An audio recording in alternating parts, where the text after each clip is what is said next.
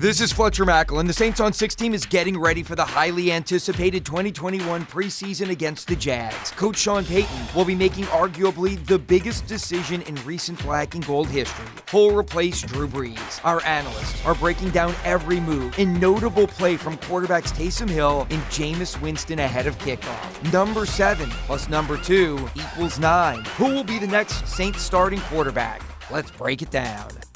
When analyzing the way Jameis and Taysom pass the football, it's easy to say, Jameis is better.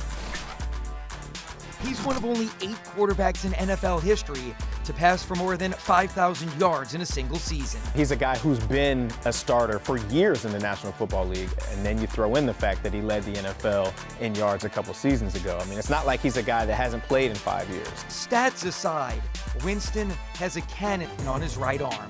Boom! Last year, he threw the Saints' longest passing touchdown, a 56-yarder to Tre'Quan Smith.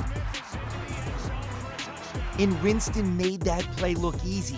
He literally just wrist flipped the ball 50-plus. The upside with him is crazy. He flicks his wrist and the ball goes 70 yards. It's amazing. And look, it impresses Sean Payton too. For those watching Saints practices, we routinely get to see Winston push the ball downfield in a way we haven't seen a quarterback in black and gold do so in a long time.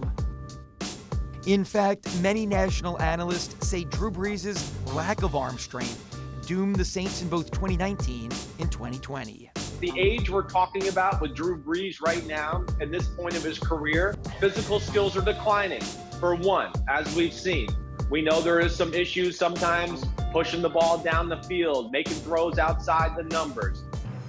But while Jameis has a more powerful arm than Drew Brees, his arm has gotten him into trouble. His final season as a starter with Tampa, he led the league in turnovers, throwing 30 interceptions. #1 pick in the draft, and he had a couple good years, but all of a sudden they let him go. You don't let guys like that go if they're really something special. They're a good quarterback. I mean, they're hard to find. They let him go. As for Taysom Hill, while he's known for his mobility and the ability to make plays with his feet, his arm is underrated. Look, Taysom Hill has arm strength, and he had probably a little more accuracy than I think everyone expected. Last year, Hill surprised many naysayers, filling in when Drew Brees was injured.